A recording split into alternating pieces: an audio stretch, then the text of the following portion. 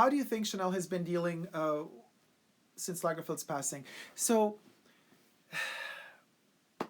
I have not made videos on too many videos on how the collections look like. I actually haven't reviewed any of Virginie Viard's collections because you know why? Because I want to be fair about this. I want to give the woman time.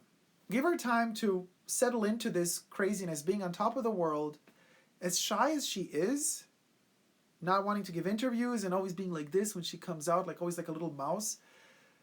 She's not going to last long because maybe she knows how to design well. Maybe she's great friends with all of the ladies that work in the haute couture salons. Maybe, you know, because she's been there for 30 years. Maybe all of the team love to work with her because they know her for so long. That's all fine. That's all great. I'm super happy for her. But Chanel, the brand, needs a personality. After the show, she has to steal the show. Otherwise, forget it. Chanel, half of Chanel lives off of the personality of the person directing the show. That's how Coco Chanel was. That's how Karl Lagerfeld was. Between Chanel and Karl was another person.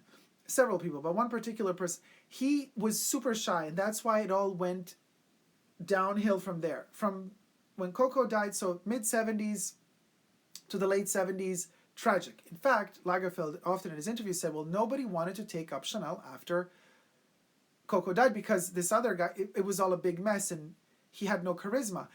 And once Lagerfeld came to the show, yeah, his collection, I'm not a fan of all his stuff for Chanel, let's be very clear about it, but he had the presence, stage persona. He could compete with Coco Chanel on the stage presence. And you need that for Chanel. Because fundamentally, Chanel, the quintessential silhouettes of Chanel are basic. They're very, the DNA is there. It's very clear that it's Chanel DNA, but it's very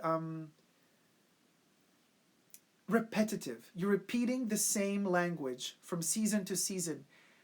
So it's a snobby and snotty, very bourgeois thing, Chanel, actually. The style of it. So you have to zhuzh it up with your own charisma. You have to add little tiny details and then say that they're huge because what is huge is your presence, talking about them, you see. And that's what Lagerfeld was good at. He was good at saying, you know, oh yes, now I added this silly little bustiers that he added that one season and talking about expanding shoulders and all of a sudden that's a big thing. But it's such a tiny little detail between, yes, we still had the tweeds, yes, we still had the camellias, yes, we still have the chain, yes, we still have the pearls, yes, we still have the 255 bag, yes, we still have the two-tone shoe. That's it. Every season is the same.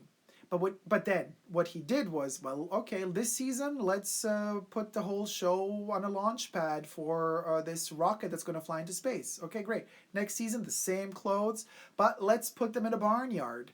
And make it all about the wheats and Chanel's, you know, Coco's passion for wheats and how they bring good luck. Okay, great. And then the next season, same clothes again, but let's put them in a different context. This time there's going to be a ginormous lion in the middle of the stage with standing on a pearl, and everything is going to turn around that. Great. Next season, the same clothes. Let's make them at an airport. Luxurious flight with Coco, first class. Same clothes.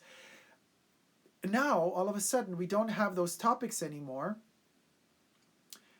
We don't have that change of topics. We you know, Virginie is very subtle.